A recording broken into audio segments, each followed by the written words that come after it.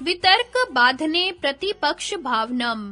शब्दार्थ: वितर्क बाधने बराबर वितर्कों द्वारा बाध होने पर, प्रतिपक्ष भावनम बराबर प्रतिपक्ष का चिंतन करना चाहिए। अन्व्यार्थ: वितर्कों द्वारा यम और नियमों का बाध होने पर प्रतिपक्ष का चिंतन करना चाहिए। व्याख्या: वितर्क विरोधी तर्क अर्थात यम नियम आदि के विरोधी अधर्म, हिंसा, असत्य, स्तेय, ब्रह्मचर्य का पालन न करना, परिग्रह, अशौच, असंतोष, तप का अभाव, स्वाध्याय का त्याग और ईश्वर से विमुक्ता। जब किसी दुर्घटनावश ये वितर्क उत्पन्न हो और मन में इन योग के विधर्मी अधर्मों के करने का विचार आए, तब उनके प्रतिपक्षी अर्थात उन वितर्कों के विरोधी विचारों का चिंतन करके उन वितर्क रूप अधर्मों को मन से हटाना चाहिए। प्रतिपक्ष विचारों के चिंतन से यह अभिप्राय है कि जैसे क्रोध आने पर शांति का चिंतन करना, हिंसा का विचार उत्पन्न होने पर दया के भाव का चिंतन करना इत्यादि।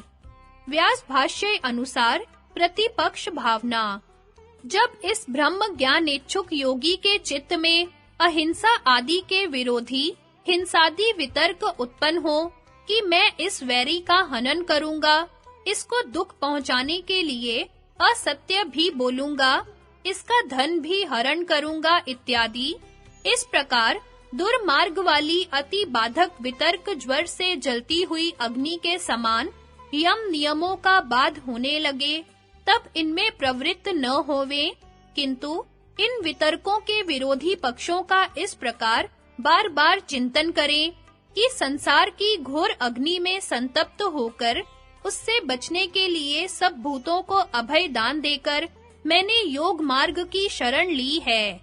अब उन छोड़े हुए हिंसा आदि अधर्मों का पुनः ग्रहण करना कुत्ते के सदृश अपनी ही त्यागी हुई वमन का चाटना है। धिक्कार है मुझे यदि मैं योग मार्ग छोड़कर अज्ञान रूपी गड्ढे में गिरूं। इस प्रकार प्रथम सूत्र यम आदि और द्वितीय नियम आदि दोनों में वितर्कों की प्रतिपक्ष भावना जान लेनी चाहिए। संगति: वितर्कों के स्वरूप, उनके भेद और उनके फल सहित प्रतिपक्ष भावना को बतलाते हैं। वितर्का हिंसा दय, कृतकारितानुमोदिता, लोभ क्रोध मोह पूर्वका, मृदु मध्याधि मात्रा, दुखा ज्ञानंत फला इति प्रतिपक्ष भावनम। शब्दार्थ: वितर्काः हिंसा आदय बराबर हिंसा आदि वितर्क हैं, कृतकारित अनुमोदिताः बराबर वे स्वयं किए हुए, दूसरों से कराए हुए और समर्थन किए हुए होते हैं। लोभ, क्रोध, मोह पूर्व का बराबर उनका कारण लोभ, क्रोध और मोह होता है। मृदु मध्य अधिमात्राः बराबर वे मृदु, मध्य और तीव्र भेद वाले होते हैं। दुख अज्ञान अनंत फलाः बराबर उनका फल दुख और अज्ञान अनंत होना है। इति प्रतिपक्ष भावनम बराबर यह प्रतिपक्ष की भावना करना है। अन्व्यार्थ: यम नियमों के विरोधी हिंसा आदि वितर्क कहलाते हैं। स्वयं किए हुए, दूसरों से कराए हुए और अनुमोदन किए हुए। उनके कारण लोभ, मोह और क्रोध होते हैं। वे मृदु, मध्य और अधिमात्रा वाले होते हैं। ये सब दुख और अज्ञान रूपी अपरिमित फलों को देने वाले हैं। इस प्रकार प्रतिपक्ष की भावना करें। व्याख्या: यहाँ हिंसा वितर्क को उदाहरण देकर बतलाते हैं। इसी प्रकार अन्य सब वितर्कों को समझ लेना चाहिए। हिंसा 3 प्रकार की है: स्वयं की हुई, दूसरों से कराई हुई और दूसरों के किए जाने पर अनुमोदन या समर्थन की हुई। कारणों के अनुसार इसके 3 भेद हैं। लोभ से की हुई, जैसे मांस चमड़े आदि के लिए। क्रोध से की हुई, अर्थात किसी प्रकार की हानि पहुंचने पर द्वेषवश की हुई। मोहवश की हुई, जैसे स्वर्ग आदि की प्राप्ति के लिए पशुओं की बलि करना। इस प्रकार 3 गुना 3 बराबर 9 प्रकार की हिंसा हुई। यह 9 प्रकार की हिंसा मृदु, मध्य और अधिमात्रा के भेद से 9 गुना 3 बराबर 27 प्रकार की हुई। इसी प्रकार मृदु, मध्य और अधिमात्रा के प्रत्येक का मृदु, मध्य, अधिमात्रा का भेद होने से 3-3 भेद वाली 27 गुना 3 बराबर 81 प्रकार की हुई। इसी प्रकार असत्य, स्तेय आदि वितर्कों के बहुत भेद होकर अनंत, अपरिमित अज्ञान और दुख इनका फल होता है। जब इस प्रकार वितर्क उपस्थित हों, तब उनको इनके प्रतिपक्षी अर्थात विरोधी विचारों से हटाना चाहिए कि ये हिंसा आदि वितर्क महापाप हैं। रजोगुण और तमोगुण को उत्पन्न करके मोह तथा दुख में डालने वाले हैं। यदि इनमें फंसा तो दुख और अज्ञान का अंत न होगा, अर्थात ये सब अपरिमित दुख और अज्ञान रूपी फलों को देने वाले हैं। इस कारण इनसे सर्वदा बचना चाहिए। यह प्रतिपक्ष भावना है। इस प्रकार यम नियमों के विघ्नों को हटाता हुआ योग मार्ग पर चल सकता है। श्री व्यास जी महाराज हिंसा वितर्क के प्रतिपक्ष की भावना इस प्रकार बतलाते हैं। हिंसक पहले वध्य पशु के वीर्य अर्थात बल का नाश करता है, फिर शस्त्र आदि से मारकर दुख देता है, फिर उसे जीवन से भी छुड़ा देता है। वध्य पशु के बल को नष्ट करने के कारण हत्यारे के स्वयं शरीर, इंद्रिय आदि का बल तथा पुत्र, पौत्र, धन आदि उपकरण नष्ट हो जाते हैं। शस्त्र द्वारा पशु को दुख देने के बदले नरक, तिर्यक, पशु आदि योनियों में वैसा ही दुख भोगता है। वध्य पशु के जीवत्व का नाश करने के फलस्वरूप दुह साध्य रोग से पीड़ित होकर प्राणांत संनिहित अवस्था को प्राप्त होकर मरने की इच्छा करता हुआ भी दुख फल अवश्य भोग्य होने से बड़े कष्ट से ऊंचे-ऊंचे सांस लेकर जीता है। यदि किसी कारण से पुण्य मिली हुई हिंसा हो, तो भी उस जन्म में उस पुण्य का फल सुख प्राप्ति अल्पायु ही होगी। इसी प्रकार यथा संभव असत्य आदि अन्य यमों तथा नियमों में भी जान लेना चाहिए। इस प्रकार वितर्कों में अनिष्ट फल का चिंतन करता हुआ उनसे मन को हटावे। संगति इन वितर्कों के प्रतिपक्षों से निर्मल हो जाने के पश्चात योगी को यम तथा नियमों में जो सिद्धि प्राप्त होती है, उसका वर्णन करते हैं। अहिंसा प्रतिष्ठायाम तत्सन्निधो वैर त्यागः। शब्दार्थ अहिंसा प्रतिष्ठायाम बराबर अहिंसा की दृढ़ स्थिति हो जाने पर, तत्सन्निधो बराबर उसके निकट, वैर त्यागः बराबर सब प्राणियों का वैर छूट जाता है। अन्वयार्थ अहिंसा की दृढ़ स्थिति हो जाने पर उसके निकट सब प्राणियों का वैर छूट जाता है। व्याख्या सर्व प्राणी नाम भवति। इस सूत्र के अंत में यह वाक्य शेष है।